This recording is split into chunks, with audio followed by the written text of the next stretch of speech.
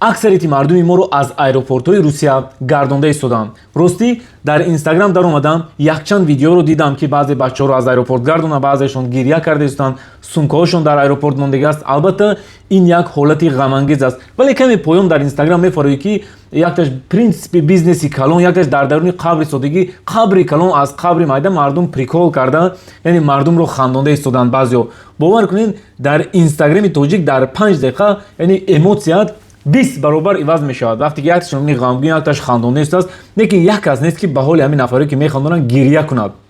Лекин мо бошем дар он ҷо хандонда. ҳоло вақти хандондану прикол нест, ҳоло вақти гирья кардан аст. баъзеҳо мисол чӣ қадар ғам доранд, дигарҳо бошад мардумро хандонда истоданд.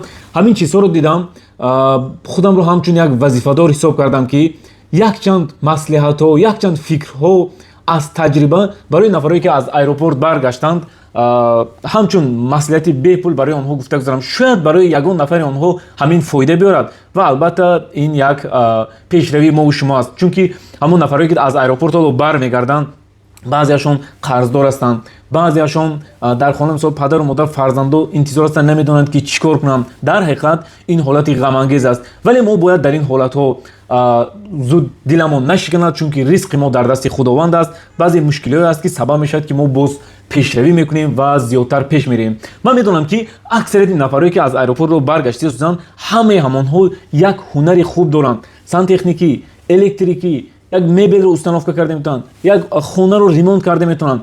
хулоса ҳамаи ҳаминҳо ҳунар доранд, вале ҳаст бор дар Тоҷикистон бисёр нафарҳое ки мехоҳанд ки хонашонро ремонт кунанд, мехоҳанд ки хонашонро масалан як сантехник лозим аст, электрик лозим аст. хулоса вале дар ин ҷо мушкилӣ ҳамон аст, ки одамои даркорӣ, яъне муштарии даркориро намеёбад. яке аз мушкилиҳо дар ҳамин аст. нафаре ки шумо масал баргашта омадед, дилшикаста нашавед. якчанд роҳҳояшро мегӯям. албатта ҳама блогер шуда наметавонад, ҳама дар интернет баромада реклама карда наметавонад. шумо метавонед ки ҳамкорӣ, бизнес карданро омӯзед. чӣ гуна бизнес нест, яъне муштарии худро тариқи интернет ёфтан. агар шумо худатон интернетро намефаҳмед, ҳоло дар мо бачаҳои бисёре ҳастанд ки инстаграмро мефаҳманд, яъне таргетро мефаҳманд, телеграмро мефаҳманд. шумо ягон нафар чунин бачаҳоро, специалистҳоро ёбед, бо онҳо суҳбат кунед, гӯед бародар, ман амин масалан электрикиро метавонам, ё ин ки таъмири мошинҳои ҷомашӯиро метавонам, ё ин ки установка кардани мебелро метавонам, яъне ҳунари худатонро гап занед, барои ман муштарӣ даркор аст. чӣ кор кунем? биё дар интернет ягон таргет сарте. ту худат масалан мефаҳмӣ таргет сарте рӯзаш $5 ё ин ки $10 сари ҳар як заказ ман 30%-шро барои ту медиҳам. ту ҳамин корро кун, рақамҳои маро ман худам ҷавоб метиҳам, ба ҳамон муштарӣ фаҳмонда метавонам. дар ин ҳолатҳо изо кашидан лозим нест дӯстон. ҳоло вақти изо кашидану ман шарм мекунам, ман наметавонам гуфтан нест. дар ҳамин ҳолатҳо бояд шумо яъне бо мотиватсия ҳаракат кунед, чунки дигар умед нест масалан шуморо аз Русия гардонданд. агар ки масалан он нафар гӯяд ки ман худам маблағ надорам, ё ки шумо шояд маблағ дошта бошед, масалан 100 сомон, 200 сомон, метавонед ки ба ҳамон дед як рӯз дурӯз таргет сартед, барои шумо муштарӣ биёяд. агар рафту ин ҳам нашуд, беҳтараш ягон шинос, ягон наздик муроҷиат кунед, бародар, барои ман 1000 сомон деҳ, то ин ки ман ҳамин корро сар кунам, ҳамин хунари худро дар интернет барорам. ба ҳамон одаме ки SMM шикаст намедам медиҳед, мегӯед ки ҳар рӯз масалан $5-10 сартенин, 50 сомон ҳаққи корият ё 100 сомон ҳаққи корият, маро дар интернет сарте. рақаматонро мемонед, вай сар метиҳад, ҳаққашро мегирад, дигар шумо аз ӯ ягон чиз талаб намекунед, фақат бояд реклама саред, вазифааш тамом. шумо вақте ки ҳар як заказ шуд, яъне бояд ҷиддӣ бошед, фиреб накунед ва масалан шумо агар ҳамин рӯз 500 сомон кор кардед, аз сари ҳамон ҷудо кунед, 100 сомон, 150 сомон, ҳамон нафаре ки барои шумо дар аввали коротон ёрдам кард, барои ҳамон диҳед кам-кам. ин албатта як ҳамкорӣ аст, як муддат диҳед. агар шояд агар оянда оҳиста-оҳиста коротон зиёд ки шуд, метавонед ки дигар нафарҳоро гиред, яъне нафаре ки ҳамин ҳунари шуморо мефаҳманд, ба онҳо нист, ҳамин клиентҳои худатонро диҳед ва оҳиста-оҳиста ин як чизи оддие ки дар назар наметавад шояд барои баъзеҳо хандаовар тавад, лекин мешавад. ин яке қадамҳои аввалине ки ҳамин тавр шумо метавонед кор кунед. инчунин аксарияти шумо инструмент доред, яъне дар хонатон шояд болгарка доред, баъзе чизҳое доред ки ҳаминро метавонед ки ба ҳамон бачаҳо гӯед гиранд, дар сомонтиҷӣ монанд, таргет сартиан аренда, ё ин ки худатон метавонед ки камтарак фаҳме дар борааш маълумот гиред, дар аренда диҳед. масалан барои як нафар дар хонааш арраи электрикӣ гӯем лозим аст, бо бензин ё ки намедонам бо солярка бошад, лекин дар хонаи шумо просто хоб рафтагӣ, мегӯед бародар 30 сомонӣ бар масалан 3 соат кор фармо, ё 50 сомонӣ бар кор фармо, биё 100 сомон ё 200 сомон залог деҳ, аминро ман медиҳам, бар коратро буд кун, мебери 50 сомони ҳаққи маро медиҳӣ ва боз ман пули залогатро медиҳаму ҳамин чизамро мегирам, мебинам ҳама ҷояш ягон хел вайрон шудагӣ нест, мегирам, тамом. ҳамин тавр ҳам кор карда мешавад. اگر بچه‌ای که جوان هستند مثلا کم کم بیزنس رو میفهمید شما میتونید که بیزنس کنید. نه یک مثال عادی میارم، میرید در 400 یا 500 تومان یک دخی رو میگیرید، دخی قیمت رو 10 تا فلاکونی مای دیگ میگیرید، یک شپریس میگیرید، میبرید همون رو میگیرید در یک دخی خالی میکنید شروع کردن و الان نگاه کنید شما در 500 تومان گرفتید، اگر 100 تومانی دخی قیمت رو با 10 نفر فروشید الکی 1000 تومانی میشود. اگه من این رو مثال عمومی گفته استادم، باز شما میتونید فکر کنید یگون کاروبکاچای خوشرو در درون کاروبکا مونده همین طور هم بیزنس کرده میشه. اینکه میرید ساعت رو اپتوی میگیرید، باکس های الهیده مایداگ میگیرید، یک بازه باشد در درونش میمونه، در بولش 50 تومن 100 تومن مونده همین طور خوشرو کرده زیبا کرده میتونید که فروشید. یا اینکه میتونید که اگر هیچ نباشه نفری که مثلا پول ندارید روید هم نفری که اپتوم کار میکنند همه خواهش کنید برادر بیا من 50 100 تومن میدم کم ترک زندگی وزنین است، نه از روسیه اومدم مثلا گردوندن یا دپورت کردن، بیا برای من همین دو سپر پای افزود من برام درم گرد و اطرافم فروشم. چنین یکی از چیزهای مهم در بیزنس این یافتن مشکلی مردم و حل کردن است. شما در همون گرد و اطرافتون ببینید که مردم چی مشکلی دارن. نه مثلا من از خودم مثال میارم، در اوبشید وقتی که زندگی میکردیم نگاه میکردم مردم از چی تنقیسی میکشد. بیودابافکا میرفتم از مسکو بیودابافکا روغن سیاه دونه هم خیلی چیزا میآوردم میفروختم. یا اینکه میرفتم لامبارد ساعتی 9 شدم شد تلفن ها رو میفروخت، از همونجا تلفن ها ارزون میگرفتم میآوردم در بولاش مونده میفروختم.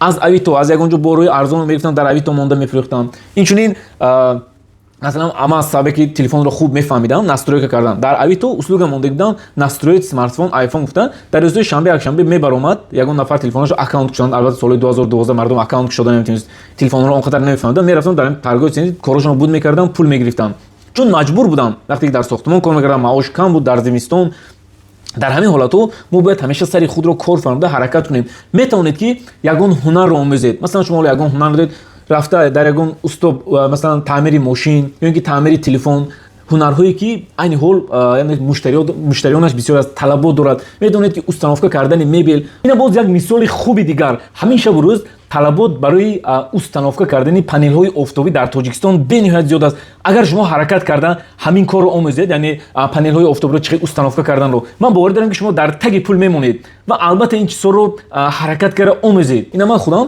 چند وقت رفته در تعمیر ماشین به پول هنگام دانشجویی کار میکردم، فقط یه عبید میداد، استاد عبیدم رو به پول گرفته میداد. من چند ماه کار کردم به پول، ولی همین هنر رو یاد گرفتم. این هنر به من هم پول آورد هم بسیار فایده آورد برای در حیات. خیلی ما از این یعنی پلوس دیدم گویم، یعنی یگون وقت من از این کاری کردم پشیمون نیستم.